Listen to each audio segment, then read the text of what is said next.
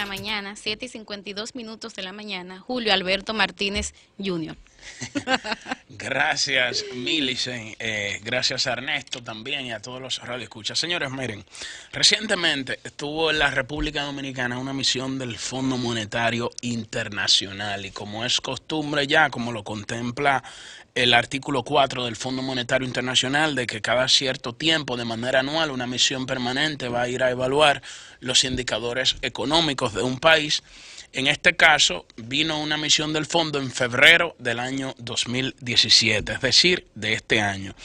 Y esa misión del fondo arrojó un informe que fue publicado por el Banco Central de la República Dominicana y hubo un espacio pagado que se publica, que salió en el día de ayer, publicado en todos los diarios nacionales, que a mí me interesa que nosotros podamos sacar a conocer algunos aspectos que considero que son relevantes. Lo primero es que dice el Fondo Monetario, o sea, es una conclusión del Fondo Monetario Internacional, dice que la economía dominicana ha crecido en promedio de un 7% desde el año 2014, superando a la mayoría de las economías emergentes y a todos los países de América Latina. Y algo importante que plantea el Fondo Monetario Internacional es que ese crecimiento de la economía ha contribuido a la reducción del empleo y dice que durante el empleo se ha incrementado en un 10% en los últimos años, lo cual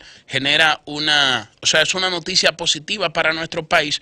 Y el Banco Central dice que el Fondo Monetario Internacional dice que el empleo se ha incrementado en un 10% en los últimos años y que también esos empleos que se han creado en el sector formal de la economía dominicana. Y de esta manera, yo creo que se ha logrado, como lo garantiza y lo plantea el mismo Fondo Monetario Internacional, reducir la desigualdad y mejorar la distribución de riquezas en la República Dominicana. Entonces, en esa misma línea, el Fondo Monetario Internacional también plantea cuáles son las reformas estructurales pendientes que tiene nuestro país. El fondo plantea dos temas que para mí son medulares. Bueno, plantea tres temas que para mí son medulares, que yo creo que contribuirían a que nuestro país dé un salto cualitativo. El primero, que dice el fondo, es que se necesita una reforma en el tema eléctrico, se necesita una reforma en la seguridad social, que luego vamos a poder ahondar más en este tema con nuestro invitado del día de hoy, que es Chanel Rosa, el director ejecutivo de SENASA. Y el fondo plantea también que se debe reformar el mercado laboral en la República Dominicana. Y aquí quería detenerme. ¿Qué está sucediendo en el mercado laboral de nuestro país? Es cierto que a pesar de que se han creado muchos empleos en el sector formal de la economía, no es menos cierto que la mayoría de los empleos que está generando la economía dominicana lo está generando en el sector informal. Y la informalidad no necesariamente significa que exista una disminución de recursos y en este caso una disminución del salario mínimo en comparación del sector formal. No. Todo lo contrario, aquí hay negocios en el sector informal de la economía que están produciendo mucho más que en el sector formal. El tema está en que los empleados que están en el sector informal de la economía no gozan de los privilegios y de la seguridad social que gozan los que están en el sector formal de la economía. Y en nuestro país, según el mismo Banco Central, y recuerdo que muchos economistas también se hicieron eco, ha habido en los últimos años, en los últimos 20 años, ha habido un estancamiento del salario mínimo real en nuestro país.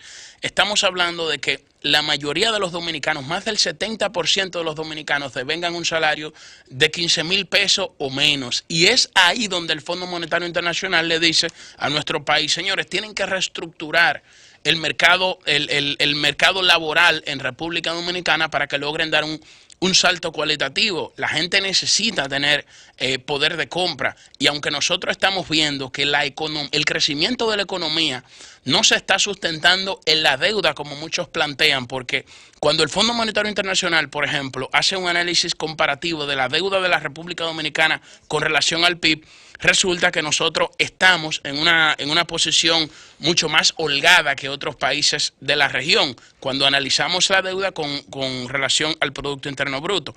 Pero de lo que se trata es de que nuestro país necesita un incremento del salario mínimo real en el sector formal de la economía para que los trabajadores tengan más poder de compra. Así que de esta manera quería resaltar algunos aspectos de este informe del Fondo Monetario Internacional, que es bueno que lo conozcan. Es bueno que lo conozcan porque si alguna entidad estatal emite algún informe sobre la economía, generalmente aquí lo cuestionamos porque no creemos ni siquiera en nuestras instituciones. Pero cuando lo emiten instituciones que son referentes en materia internacional, en aspectos financieros, entonces yo creo que merece la pena que nosotros lo tratemos. Y el fondo plantea claramente la situación sobre la deuda, que muchas agencias de calificadoras de riesgo han mejorado la calificación crediticia de la República Dominicana. Y yo creo que es un aspecto importante. Y resaltar que el crecimiento de la economía también se ha sustentado en un incremento de créditos en el sector financiero de nuestro país, que es uno de los sectores que más está creciendo. Miren, en otro orden, quiero saludar la decisión de la Corporación Dominicana de Empresas Eléctricas Estatales y sobre todo de su presidente ejecutivo, el licenciado Rubén Jiménez Bichara, porque se plantó en dos patas y dijo claramente ante el chantaje de esta empresa, de la empresa Odebrecht, que plantea de que por algunos sobrecostos la CDE, el gobierno dominicano, tiene que pagarle aproximadamente, porque son dos partidas, más de 700 millones de dólares. Pero resulta que en el contrato que se estableció entre el gobierno dominicano a través de la CDE y la empresa, el consorcio que resultó ganancioso de la licitación para la construcción de las plantas, en el contrato se estableció claramente que el costo asciende a 1.945 millones de dólares, ni más ni menos. Y el vicepresidente ejecutivo,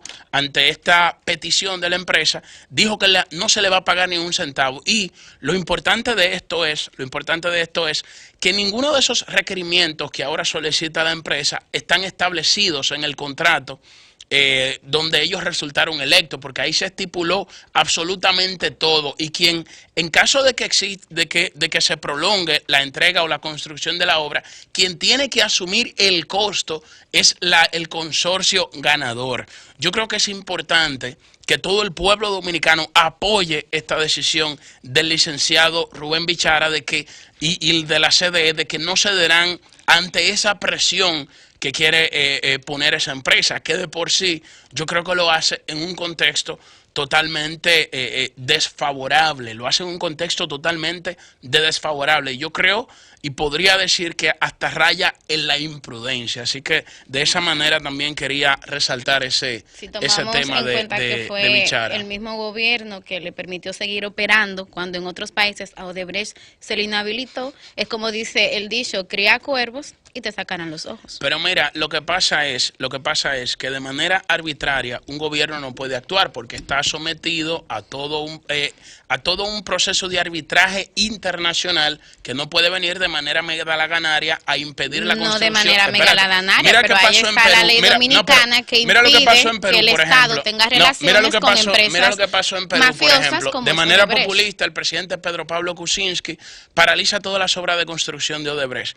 Y luego, ¿qué pasó? ¿Qué generó como consecuencia eso en la economía? Una recesión en Perú, porque lo hizo de manera populista, se dejó llevar del grito popular. Entonces, en este caso, lo importante es, primero, que se continúe con la construcción de la obra, que todo este proceso de conflicto no impida que se continúe construyendo la obra, que yo creo que va a ser un aporte importantísimo para que los hogares dominicanos puedan recibir energía barata y 24 horas, que es lo que se procura con la construcción de estas plantas. El sol de los sábados, el sol de los sábados.